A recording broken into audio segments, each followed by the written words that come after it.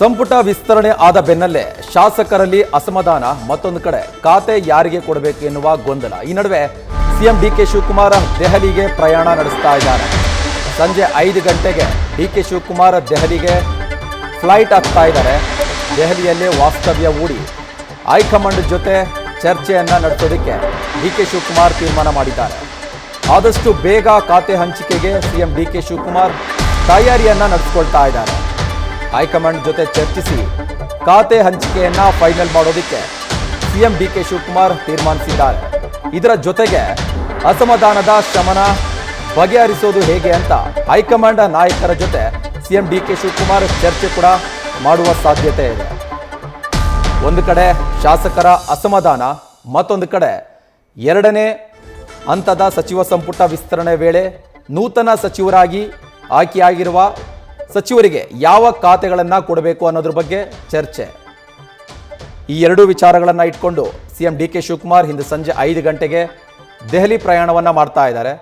High command ನಾಯಕರ ಜೊತೆ ಭೇಟಿ ಮಾಡಿ ಒಂದು ಅಂತಿಮ ನಿರ್ಧಾರಕ್ಕೆ ಬರುವ ಸಾಧ್ಯತೆ ಇದೆ.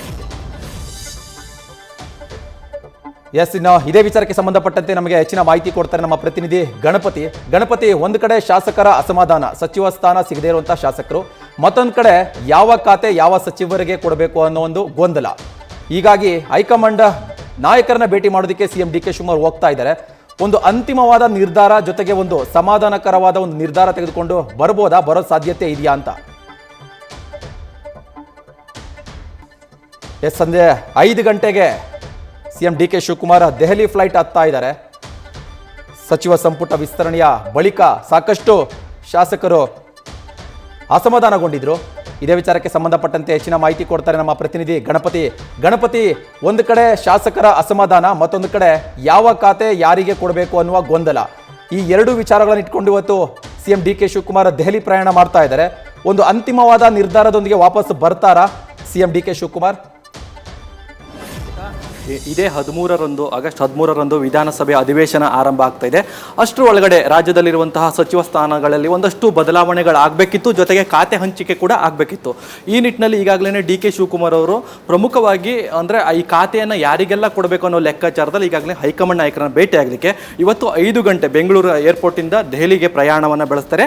ಅಲ್ಲಿ ಒಂದಷ್ಟು ರಾತ್ರಿ ಇವತ್ತು ಅಲ್ಲೇನೆ ವಾಸ್ತವ್ಯ ಹೂಡಿ ಜೊತೆಗೆ ಒಂದಷ್ಟು ಹೈಕಮಾಂಡ್ ನಾಯಕರ ಜೊತೆಗೆ ಚರ್ಚೆ ಕೂಡ ಮಾಡ್ತಾರೆ. ಬಹಳ ಪ್ರಮುಖವಾಗಿ ಸಚಿವ ಸ್ಥಾನಗಳ ಹಂಚಿಕೆಯಲ್ಲೇನೆ ಒಂದಷ್ಟು ಗೊಂದಲ ಉಂಟಾಗಿತ್ತು, ಅಂದರೆ ಆಕಾಂಕ್ಷಿಗಳೆಲ್ಲ ಹೆಚ್ಚಾಗಿರುವಂಥದ್ದು. ಈ ನಿಟ್ಟಿನಲ್ಲಿ ನೋಡೋದಾದ್ರೆ ಈಗ ಖಾತೆಗಳನ್ನು ಯಾವ ಲೆಕ್ಕಾಚಾರದಲ್ಲಿ ಹಂಚಬೇಕು ನೋಡಿ, ಹೈಕಮಾಂಡ್ ನಾಯಕರು ನೇರವಾಗಿ ಡಿ ಕೆ ಶಿವಕುಮಾರ್ ಅವರಿಗೆ ಒಂದಷ್ಟು ಸೂಚನೆಯನ್ನು ಕೊಟ್ಟಿದ್ದಾರೆ, ಇಂಥವರಿಗೆ ಸಚಿವ ಸ್ಥಾನವನ್ನು ಕೊಡಬೇಕು ಅನ್ನೋ ಲೆಕ್ಕಾಚಾರದಲ್ಲಿ. ಹೀಗಾಗಿ ಆ ಸಚಿವ ಸ್ಥಾನ ಹಂಚಿಕೆ ಆಯಿತು. ಅದಾದ ನಂತರ ಅಸಮಾಧಾನಗಳು ಕೂಡ ಆಯಿತು.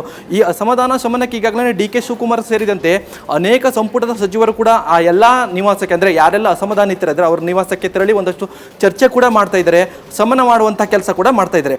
ಈಗಿರುವಂಥ ಟೆನ್ಷನ್ ಏನು ಡಿ ಕೆ ಶಿವಕುಮಾರ್ ಅವರಿಗೆ ನೋಡಿ, ಇದೇ 13ರಂದು ಅಧಿವೇಶನ ಆರಂಭ ಆಗ್ತಿದೆ. ಅಷ್ಟರ ಒಳಗಡೆ ಈ ಎಲ್ಲ ಅಸಮಾಧಾನವನ್ನು ಶಮನ ಮಾಡಿ ಜೊತೆಗೆ ಖಾತೆಗಳನ್ನು ಹಂಚಬೇಕು. ಹೀಗಾಗಿ ಈ ಮೊದಲ ಹಂತದಲ್ಲಿ ಯಾವೆಲ್ಲ ಪ್ರಯೋಗವನ್ನು ಮಾಡಿದ್ರು, ತಂತ್ರಗಾರಿಕೆಯನ್ನು ಡಿ ಕೆ ಶಿವಕುಮಾರ್ ಅವರು ಮಾಡಿದ್ರು, ಅಂದರೆ ಸಚಿವ ಸ್ಥಾನವನ್ನು ಹಂಚಿದ್ದು ಡಿ ಕೆ ಶಿವಕುಮಾರ್ ಅಲ್ಲ, ಸಿದ್ದರಾಮಯ್ಯವರಲ್ಲ, ಹೈಕಮಾಂಡ್ ನಾಯಕರು ಸಚಿವ ಸ್ಥಾನವನ್ನು ಕೊಟ್ಟಿದ್ದಾರೆ. ಈ ಲೆಕ್ಕಾಚಾರದಲ್ಲಿ ಏನು ಪ್ರಯೋಗ ಮಾಡಿದ್ರು ಅದೇ ರೀತಿಯಾಗಿ ಈಗ ಖಾತೆ ಹಂಚಿಕೆ ಸಂದರ್ಭದಲ್ಲೂ ಕೂಡ ನಾಳೆ ಗೊಂದಲ ಉಂಟಾಗಬಾರ್ದು. ಅಂದರೆ ಬಹುತೇಕ ಸಚಿವರೀಗ ತಮಗೆ ಇಂಥದ್ದೇ ಖಾತೆ ಬೇಕು, ಇಂಥ ಖಾತೆ ಇದ್ರೆ ನಾನು ಕೆಲಸ ಮಾಡ್ತೀನಿ ಅಂತ ಲೆಕ್ಕಾಚಾರದಲ್ಲಿ ಇದ್ದಾರೆ. ಹೀಗಾಗಿ ಈಗಾಗಲೇ ಡಿ ಕೆ ಶಿವಕುಮಾರ್ ಅವರು ಇಲ್ಲಿಂದನೇ ಈ ಖಾತೆ ಹಂಚಿಕೆಯನ್ನು ಮಾಡಿದ್ದೆ ಆದರೆ ಇದು ಡಿ ಕೆ ಶಿವಕುಮಾರ್ ಅವರು ಹಂಚಿದ್ದು ಅನ್ನೋದು ಕೂಡ ಲೆಕ್ಕಾಚಾರಗಳು ಬರುತ್ತೆ. ಹೀಗಾಗಿ ಡಿ ಕೆ ಶಿವಕುಮಾರ್ ಅವರು ಹೈಕಮಾಂಡ್ ನಾಯಕರನ್ನ ಭೇಟಿಯಾಗಿ ಒಂದಷ್ಟು ವಿಚಾರಗಳನ್ನು ಚರ್ಚೆ ಮಾಡಿ ಯಾವೆಲ್ಲ ಸಚಿವರಿಗೆ ಏನೆಲ್ಲ ಖಾತೆಗಳನ್ನ ಕೊಡಬೇಕು ಅನ್ನೋ ಒಂದಷ್ಟು ವಿಚಾರಗಳನ್ನು ಅಲ್ಲಿ ಚರ್ಚೆ ಮಾಡಿ ಅದಾದ ನಂತರ ಆ ಲೀಸ್ಟ್ ಬಿಡುಗಡೆ ಆದರೆ ಅದು ಕೆಲವೊಂದು ಕಡೆ ಡಿ ಕೆ ಶಿವಕುಮಾರ್ ಅವರು ನಾಳೆ ಇದು ನನ್ನ ಲೆಕ್ಕಾಚಾರದಲ್ಲಿ ಆಗಿಲ್ಲ, ಹೈಕಮಾಂಡ್ ನಾಯಕರು ಈ ರೀತಿಯಾದ ಒಂದು ಹಂಚಿಕೆಯನ್ನು ಮಾಡಿದ್ರು ಅನ್ನೋದು ಅಸಮಾಧಾನ ಇದ್ದಾಗ ಮಾತ್ರ.